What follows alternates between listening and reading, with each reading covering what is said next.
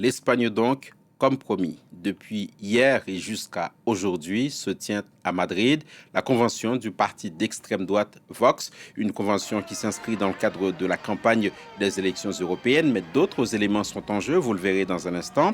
En ce deuxième et dernier jour, interviennent sur place ou à distance des figures de la droite souverainiste européenne comme Marine Le Pen ou Giorgia Meloni.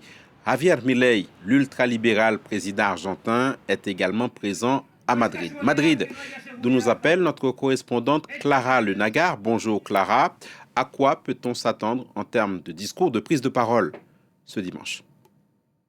Alors, c'est aujourd'hui le moment fort du week-end puisque Santiago Abascal, le leader de Vox, doit dévoiler son programme en vue des élections européennes du 9 juin prochain.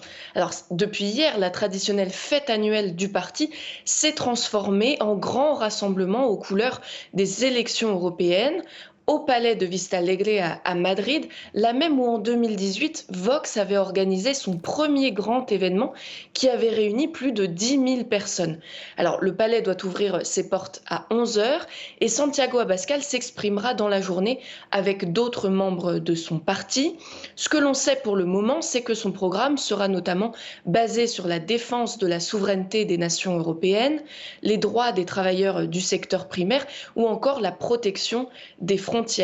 D'autres dirigeants internationaux, vous l'avez dit, doivent prendre la parole, notamment Marine Le Pen, la présidente du Rassemblement national, ou Javier Milei, le président argentin, qui a fait le déplacement.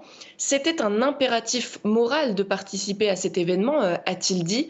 J'ai beaucoup de gratitude envers Santiago Abascal. Quand tout le monde me rejetait, il a été le seul à me tendre la main.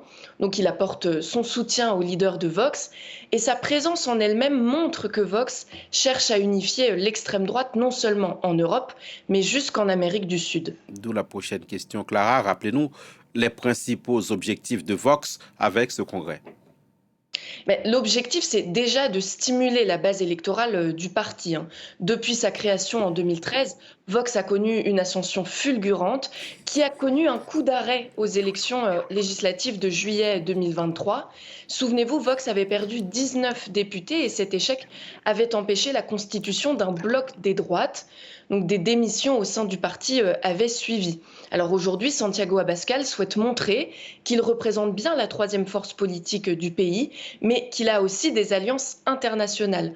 Outre Marine Le Pen et Javier Milei, Viktor Orban, le président hongrois, et Giorgia Meloni, la première ministre italienne, seront présents en visioconférence. André Ventura, le leader du parti d'extrême droite Chega au Portugal, qui a fait une percée aux dernières législatives, est aussi à Madrid.